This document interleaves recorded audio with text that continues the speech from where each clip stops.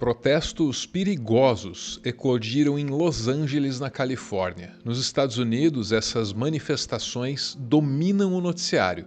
Gente presa, gente ferida o tempo todo. Vamos com o noticiário internacional. Em Los Angeles, 2 policiais ficaram feridos depois de entrarem em confronto com manifestantes em protestos contra a deportação de imigrantes. Os oficiais usaram gás lacrimogêneo e bombas de efeito moral para dispersar a multidão no segundo dia dos atos. Na sexta-feira, dezenas de pessoas foram presas por agentes federais. E a desordem que impera nas ruas se repete nos palácios. As autoridades não conseguem decidir como lidar com o problema. O governo federal quer lidar com isso pela via militar e mobilizou fuzileiros navais para conter essa multidão. Já o governo do estado da Califórnia reagiu indignado, reclamou que não foi avisado do envio dos militares e taxou essa medida de inconstitucional. A prefeitura de Los Angeles também não gostou, emitiu uma nota defendendo o direito de protestar. Todo o descompasso entre as autoridades é público e o presidente do país desafia os manifestantes nas redes sociais. Ele disse também que os manifestantes não poderão mais usar máscaras nos atos. Questionou inclusive o que eles têm a esconder. O caos nas ruas é gigantesco e as instituições que poderiam colocar ordem nisso estão em conflito.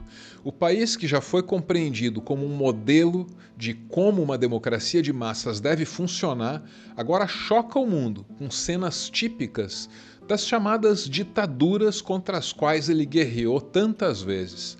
Tem até jornalista estrangeira sofrendo violência ao tentar noticiar os protestos. Nesse momento você vê claramente o agente mira diretamente para a jornalista que grita de dor depois de ser atingida pela bala de borracha, vamos lembrar e ressaltar aqui. Ela não ficou ferida, continuou ali trabalhando com a cobertura, mas mostra exatamente o perigo que esses profissionais enfrentam em situações que envolvem conflitos. Eu sou Arvro e esse é o meu textão sobre os protestos em Los Angeles.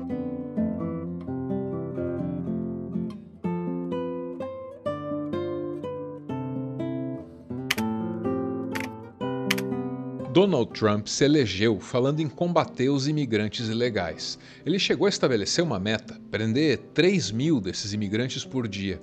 E até esse momento, a principal ferramenta que a Casa Branca usava para ir atrás dos imigrantes era o Serviço de Imigração e Alfândega dos Estados Unidos, conhecido pela sigla ICE.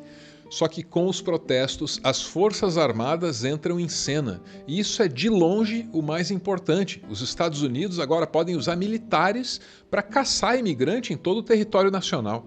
Olha só o que acontece no sábado pela noite, quando Donald Trump assina aquele memorando mandando 2.000 homens, 2.000 soldados para lidar com os protestos.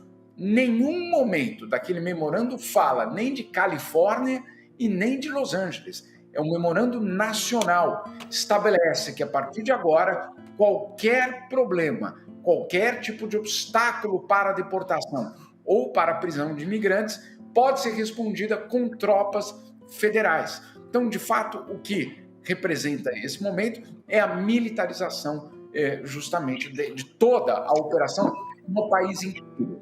Esse é o Jamil Chad, no UOL, e pelo relato dele você ficaria com a impressão de que esses protestos podem se espalhar pelos Estados Unidos. E essa impressão não é só sua, não. Outros observadores também estão preocupados com essa possibilidade. Tivemos já ontem à noite, pela primeira vez, uma manifestação no mesmo sentido em São Francisco. Aqui em Nova York, também ontem, no fim de semana, já os primeiros sinais de tensão. Não dá para dizer que são conflitos, mas de tensão entre manifestantes e a polícia local. Então você sim vê isso sendo disseminado em outros locais. Você também vê em alguns outros estados a sociedade civil que começa a se organizar para tentar entender o que isso tudo representa. Enquanto o fogo se espalha, parece que o Trump quer jogar gasolina. Além de trocar insultos com outras autoridades, ele desafia os manifestantes. Pelas redes sociais, o presidente Donald Trump reagiu durante o final de semana, disse que a ordem vai ser restaurada custe o que custar. Ele criticou, bastante a atuação do governador da Califórnia, Gavin Newsom, e também da prefeita de Los Angeles pela atuação para tentar conter esses protestos. O presidente Trump disse que os dois deveriam pedir desculpas à população por realizar um trabalho horrível, nas palavras do Trump. Ele também chamou os manifestantes de encrenqueiros insurgentes. Por que é que o Donald Trump se comporta dessa forma? Que motivo ele tem para dar essas declarações que acabam estimulando as manifestações? Os correspondentes internacionais e os analistas dizem que ele tem interesse na desordem e que ele coleta alguns benefícios com isso. O Trump já teria conseguido um argumento para colocar os militares na rua atrás dos imigrantes. E com os protestos, ele também consegue promover uma coesão da base de apoio dele. No UOL, a Mariana Sanches.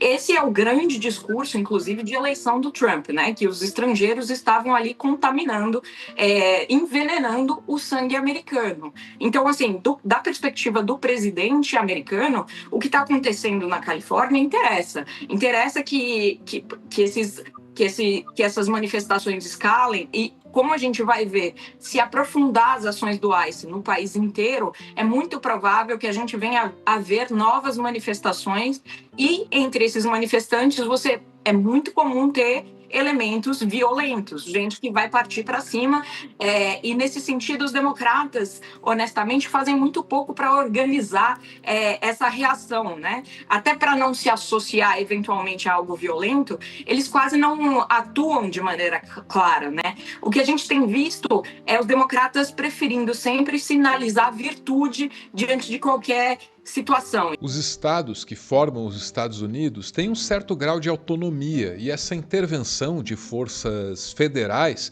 é uma coisa muito grave que aconteceu pouquíssimas vezes na história. Os Estados Unidos não viam nada parecido com isso desde a década de 60. Naquela época, a polícia local no Alabama estava sendo excessivamente violenta com a população negra, que estava lutando pelos seus direitos civis. Então as forças federais foram enviadas para lá. Ou seja, nos anos 60, a intervenção federal era para evitar o massacre de uma minoria. Mas em 2025, a intervenção federal é para caçar imigrante. Sinal de que alguma coisa mudou de lá para cá.